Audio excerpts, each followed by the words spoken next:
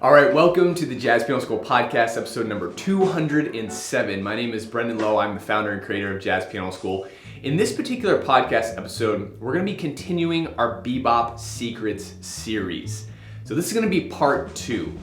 This is going to be for the intermediate to advanced players. Now I can tell you one thing. When you start to incorporate the methods and strategies in this podcast, it's really going to advance your playing from just a diatonic sound that you probably are thinking, well, this kind of doesn't really sound that great, to a place where you're like, yes, this is exactly what I want. This is what I'm going for, all right?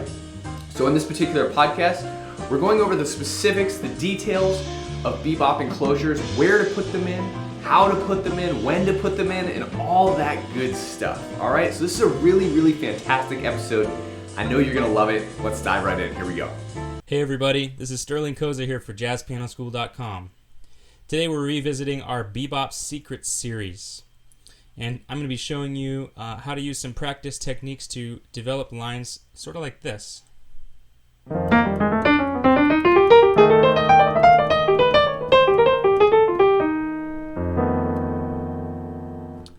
Now what we're talking about today is enclosures. Now enclosures are a technique used by pianists all the way from Bud Powell to Oscar Peterson, and they're a really great way to really get inside the bebop sound. So we'll have you playing lines like that in no time. Now what exactly is an enclosure?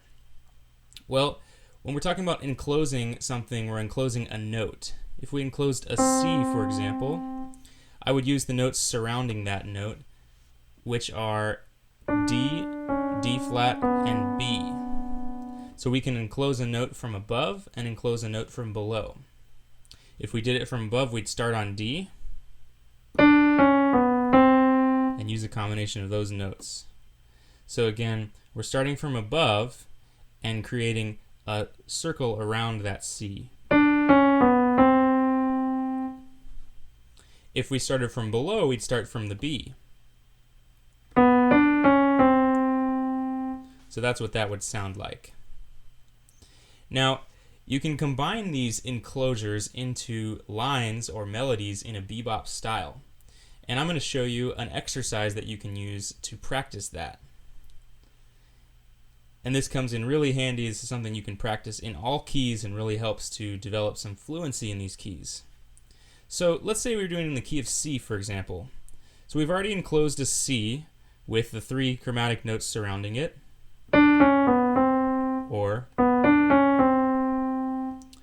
So those are those 2 main types of enclosures. Now, other notes that we can use within the key of C would be notes in the C major triad.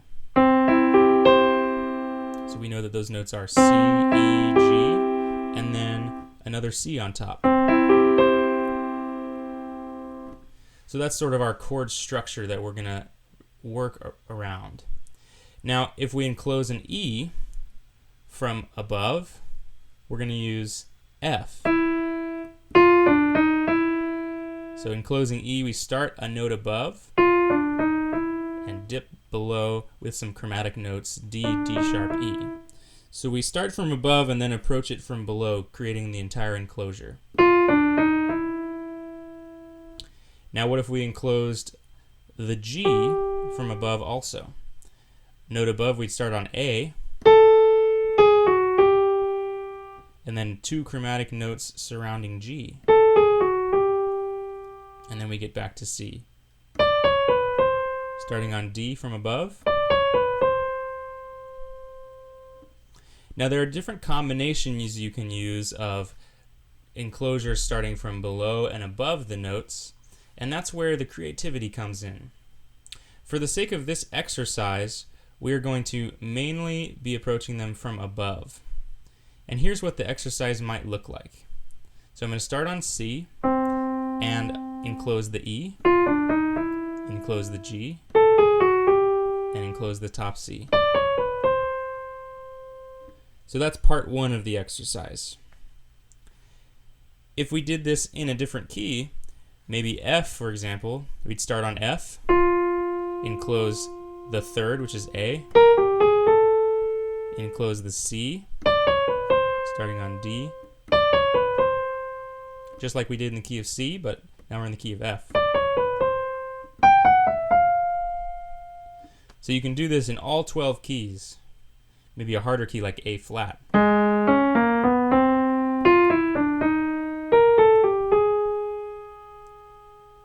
So that's a good place to start trying that in all 12 keys if you can eventually. Now the second part would be approaching it going downwards. So we went up. We can also go down. So I'm enclosing G, E, and then C finally.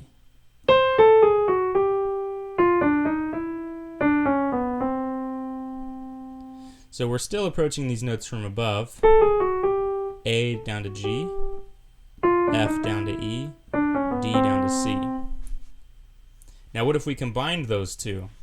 We're going to go up and then go back down, enclosing this C major triad.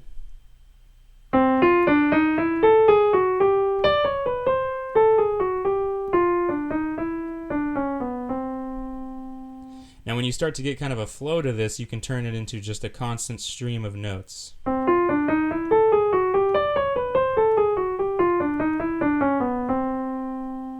And that's really where the fluency comes into playing bebop lines, because for bebop lines we're going to be playing a lot of continuous eighth notes, and these enclosure notes give us a lot more options of notes to play.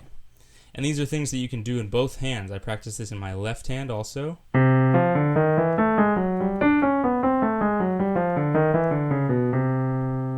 Practice it in two hands.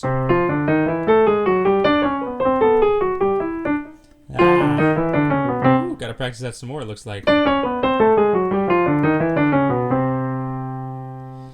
Now somebody like Oscar Peterson can do this really fast. You'll hear him play over some really burning tunes and doing some enclosure notes, and you hear him playing, you know, tempo maybe like 1, 2, 1, 2, 3.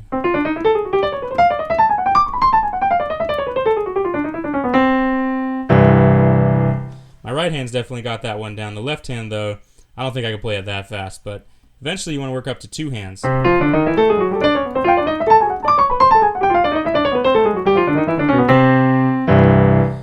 All right, so needless to say, that technique really fits in the hands really pretty well when you find fingerings that work for you, and that'll really carry you into some faster tempos, especially if you have that in all 12 keys. Man, that's a great thing to practice. So how can we use that to make lines? Well, take a tune like Sweet Georgia Brown, for example. So Sweet Georgia Brown, we've got the first 16 bars or so, we've got 4 bars of F, 4 bars of B flat, 4 bars of E flat, and then we land on the key of A flat, our home key, right? So if I was shedding this tune, for example, I would just practice my enclosures over each one of these chords. Then over B flat, E flat,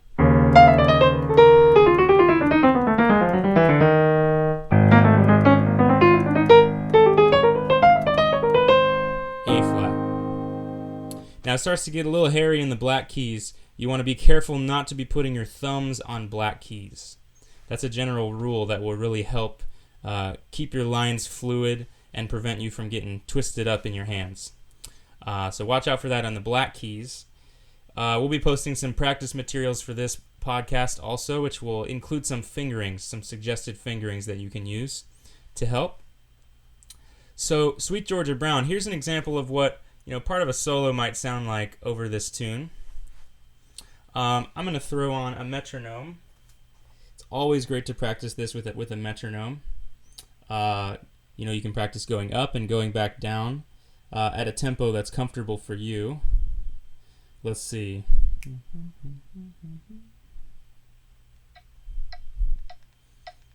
I'm going to put the metronome on 2 and 4 here. Just throw that down here. All right. Here's the first bit of Sweet Georgia Brown using Enclosures.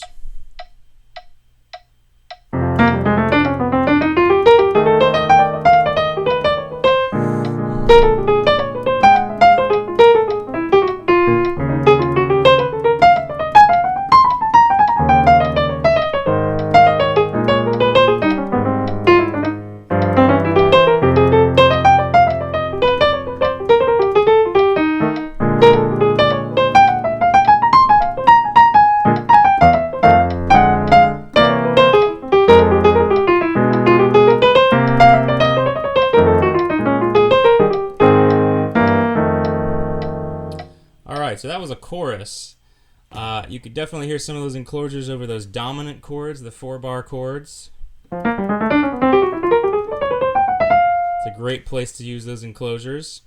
You'll notice we got to the end of the tune and we got to minor. And one thing I'd like to add towards the end is you can also practice these enclosures in the keys of minor keys, in specific minor keys. So we got to F minor, right?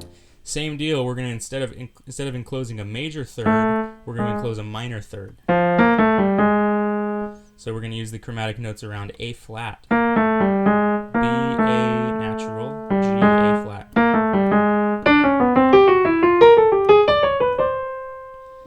And going downwards,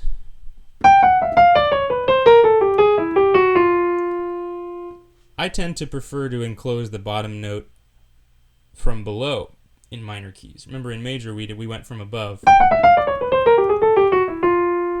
But in minor keys, the last one I tend to like to use the leading tone, E natural. E likes to go up to F. So that's a good way to do it that I would recommend, but it's really up to you, whatever sounds the best to you. I would recommend for minor using that enclosure from below.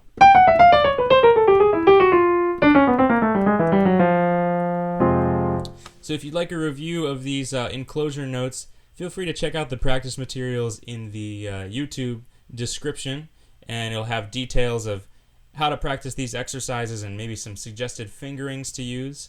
But I highly encourage you guys to shed this through all 12 keys and try it over a tune that you're working on. Sweet Georgia Brown is a great one to start with. And I hope you have some new ideas of some things to play kind of in this style. And maybe hear some new things as well in some of the recordings that you like already. Because a lot of guys were using these enclosures, a lot of pianists. So, well, happy shedding, and we'll see you next time. All right, well, I hope you guys enjoyed that episode. Definitely go ahead and subscribe down below because we release a new podcast episode like the one you just saw every single Wednesday and a new lick of the week every single Monday. And don't forget to go to jazzpianoschool.com/podcast 207 to get the practice materials for this particular podcast. And of course, go to jazzpianoschool.com. Check out all the free, amazing education we have to offer you. We also have a membership enrollment opening up very, very soon. So stay tuned for that. I hope you have a fantastic day, and as always, happy practicing.